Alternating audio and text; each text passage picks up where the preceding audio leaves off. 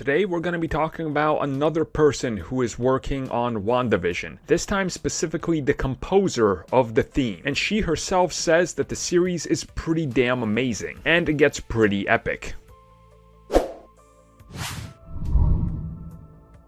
So in today's video, we're talking about a quote from Kristen Anderson Lopez, who again worked directly on the series.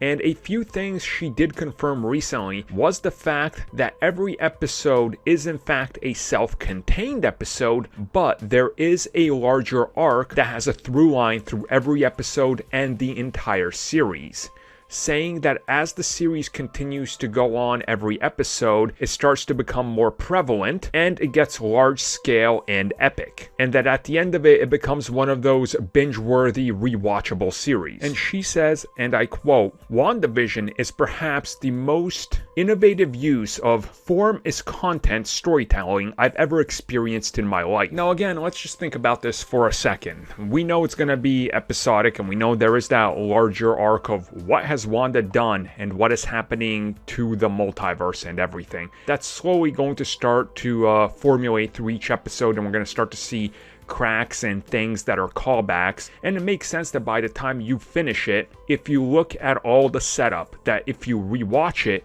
you're going to start to pieces fall into place. I always bring up one of my favorite movies of the last decade, Hereditary. If you watch that movie the first time, you feel blindsided by everything because everything comes out of nowhere and you're like, oh my god, what is this movie doing to me? I don't get this. It's just dropping things out of nowhere. But upon like 5 rewatches or 6 that I've had, every time, because I know the ending, I pick up another piece that's subtly in there, or sometimes literally even in your face, but maybe you didn't catch it because you don't know what's coming. But you can formulate a story if you really pay attention.